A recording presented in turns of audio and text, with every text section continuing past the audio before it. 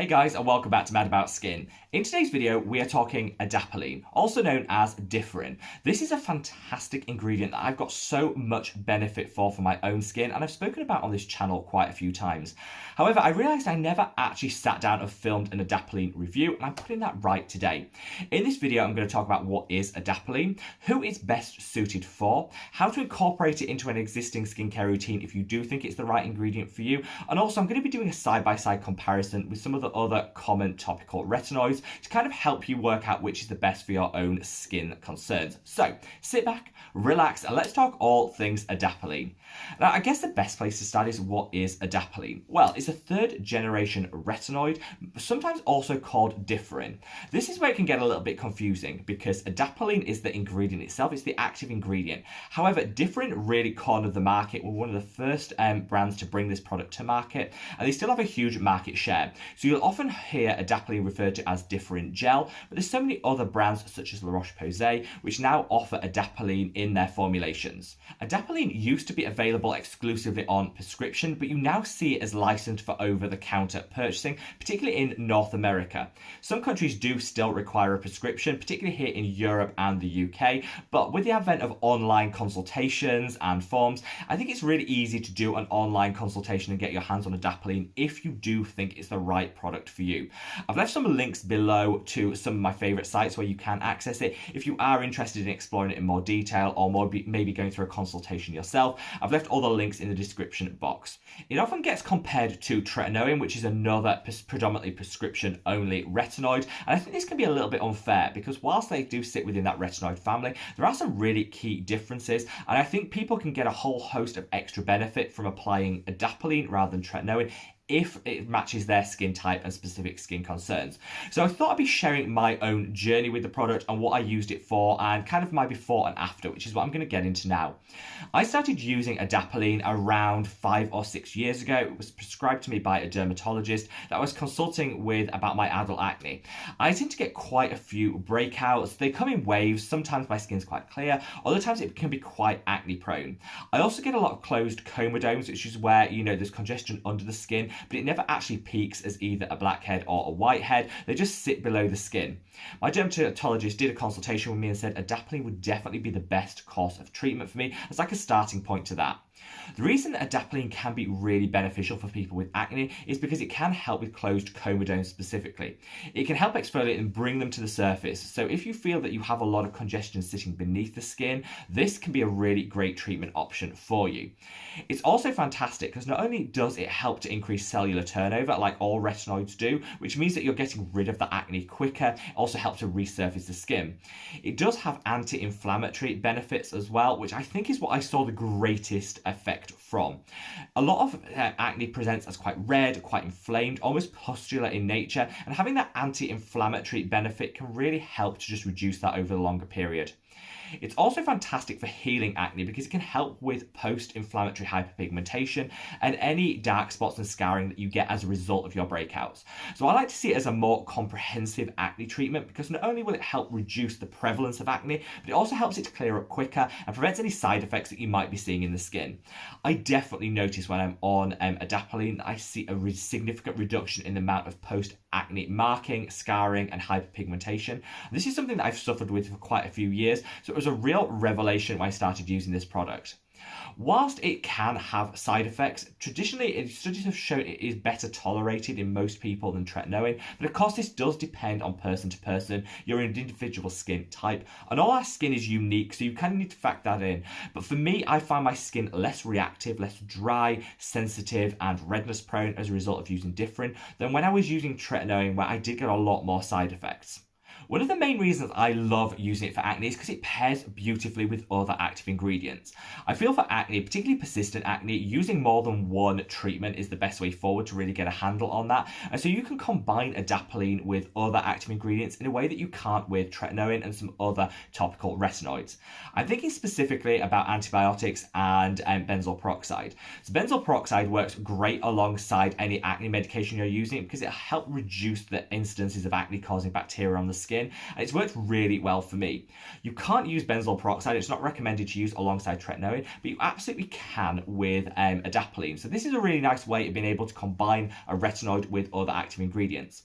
I mentioned antibiotics as well, so this is something that I started my acne fighting journey on. My dermatologist provided me with a topical antibiotic alongside the adapalene, with the advice that the adapalene in clinical studies has shown to help with the absorption and efficacy of the topical antibiotic. So again, it not just works alongside it, it actually benefits you and will help with the absorption and hopefully give a better result from any topical antibiotics that you're applying. It pairs really well, but obviously if you're thinking of doing this, I would totally recommend you speak to a professional and get that consultation to make sure that you're doing the right things for your skin.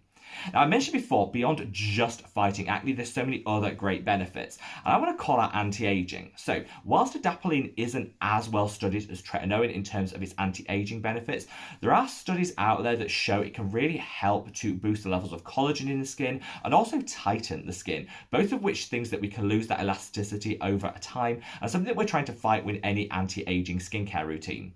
I'm in my mid-30s and I found I got some really great anti-aging benefits from the inclusion of adapalene in my routine, which is why I'm not in any rush to progress onto tretinoin. Whilst I'm primarily using it to fight my acne, the fact that you get some great anti-aging benefits as almost like a side effect of it is fantastic, and honestly I think it's one of my favourite retinoids for that reason alone. Alongside all other retinoids, adapalene will increase the rate of cellular turnover. This is really important because as we age, the rate at which our cells renew and turn over does slow down, so including a retinoid in your routine can be a really great way of just keeping that cellular turnover going, speeding it up to make sure that we're revealing that gorgeous radiant skin that can so often be trapped below layers of dead skin cells which aren't giving our true vibrancy and letting us show off our skin to the world. It's a really great way of resurfacing and retexturing the skin because after about a month to 6 weeks you'll see a significant resurfacing going on in the skin, much more softer, a much more even surface texture, which again is something you can get from other retinoids, but I think if you're using adapalene you get this alongside all the other benefits I mentioned. So hopefully at this point you understand a little bit more about adapalene and some of the benefits it can bring for your skin. So how do you incorporate in a skincare routine? Well, first of all, if it's been prescribed by a medical professional, a skincare expert, always use it as directed and as the prescriber suggests you should. However, if you bought it over the counter or you've done an online consultation which didn't come with clear directions for how to use it, I would say use it towards the end of your serums. Like all retinoids, you will get some initial dryness, irritation and peeling to the skin. This will vary from person to person. I find it to be less severe than with some other retinoids such as tretinoin, but again, that is anecdotal and some people will find it more severe than others, and this is something to just be mindful of. I find that this will only last for the first month to 6 weeks of using it, and then it will peter off out of that, but something to bear in mind. Again, as with all retinoids, you should introduce it to your routine slowly. Start off twice a week with a small, tiny amount of the product. They say a pea-sized amount, but I find it's half the size of your little fingernail. Apply that to the skin twice a week and then build up from there.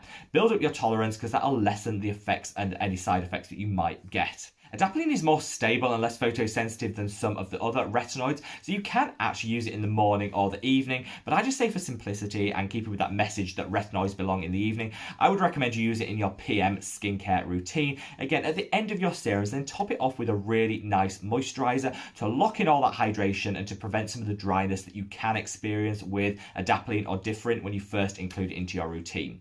It pairs really well alongside almost all ingredients, so there's nothing you really need to be mindful of. In fact, you can even buy it. This is Epiduo, which is where it combines benzoyl peroxide and adapalene in one product, which is how flexible and friendly it is in terms of pairing with other ingredients. However, the one thing I will call out is I wouldn't use a chemical or manual exfoliant in the same routine as your adapalene, because I think that could be overstretching the skin, and I think that could lead to sensitivity and irritation. So make sure that you're using your exfoliants in the morning and then use your adapalene in the evening, and that way you've got some distance between the two to minimize any sensitivity.